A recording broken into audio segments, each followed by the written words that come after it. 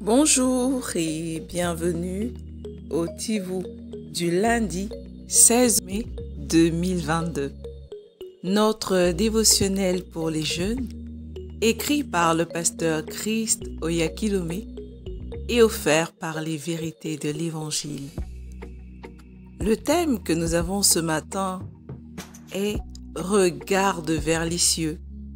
Oui mon ami, tourne toute ton attention vers le Seigneur. Lui seul le mérite. La Bible nous dit dans le psaume 121 du verset 1 à 2 « Je lève les yeux vers les montagnes, d'où me viendra le secours. Le secours me vient de l'Éternel qui a fait les cieux et la terre. Alléluia. Je suis si intelligent. Le père de Cynthia est un magnat des affaires et je peux lui demander tout ce que je veux. Se vantait Leslie alors qu'elle se rendait toute à l'école dans sa Rolls-Royce avec un chauffeur. Ce sentiment ne dura pas longtemps car la prochaine fois qu'elle essaya de lui demander une faveur, elle fut reprimandée. Jusqu'à ce moment-là, elle n'avait jamais réalisé qu'elle dépendait et s'était focalisée uniquement sur des personnes qui pouvaient la décevoir plutôt que sur Dieu. Il est important pour nous de détourner nos yeux et notre attention de nous-mêmes.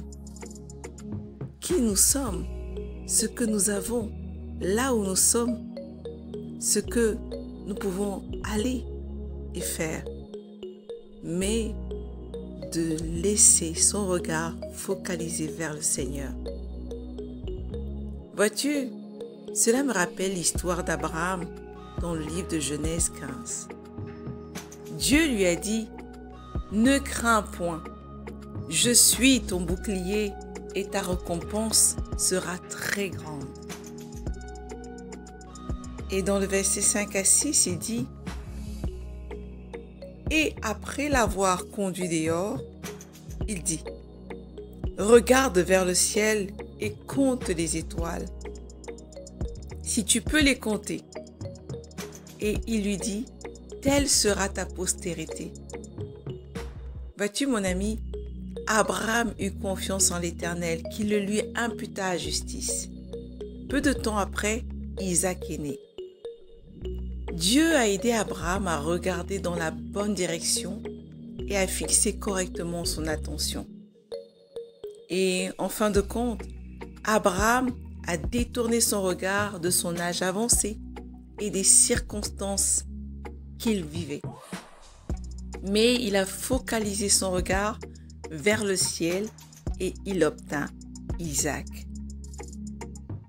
Cher ami, toi également, refuse d'être celui qui regarde dans son portefeuille ou son porte-monnaie pour déterminer ce que tu as dans la vie. Refuse d'être celui qui dit « Je suis tellement fauché, il n'y a pas d'argent ici. » Non, non cher ami, détourne le regard plutôt vers Jésus, l'auteur et le consommateur de ta foi. Regarde vers le ciel, d'où vient ton aide. C'est l'une des raisons pour lesquelles tu pries et médites sur la parole de Dieu. C'est uniquement ainsi que tu peux vraiment concentrer ton attention sur le Seigneur pour voir et expérimenter le miraculeux. Alors, refuse de t'inquiéter à propos de ce qui va t'arriver ou de qui viendra t'aider. Mais attends-toi à Dieu, attends-toi au Seigneur, regarde vers le ciel. Lui seul est le rémunérateur de ta foi. Vois-tu mon ami, ce matin, nous sommes encouragés à compter exclusivement sur le Seigneur. Lorsque tu mets ta foi ou ta confiance dans ton avenir ou dans ce que tu espères en un homme ou dans une situation ou une opportunité terrestre, tu peux être déçu. Et de toute façon, tu ne pourras jamais obtenir autant que ce que Dieu te donnera.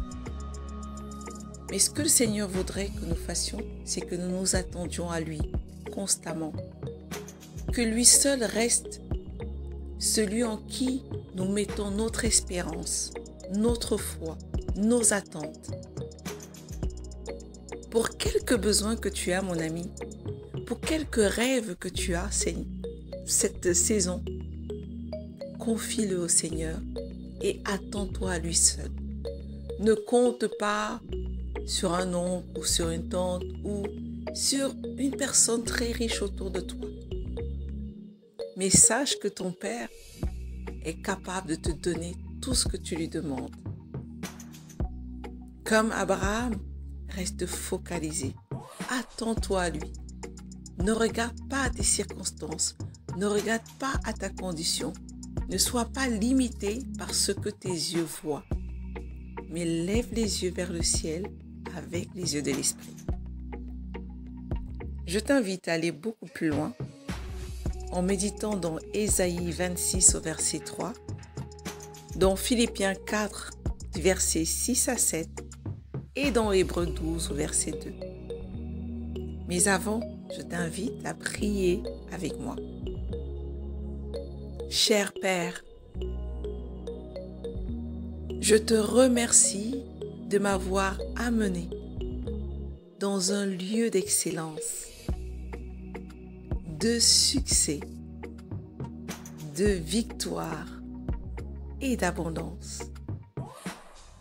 Je suis inspiré par ta parole pour avoir les bonnes pensées,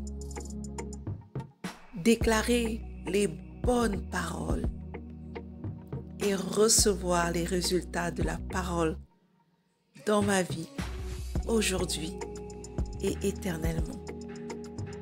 Au nom de Jésus. Amen.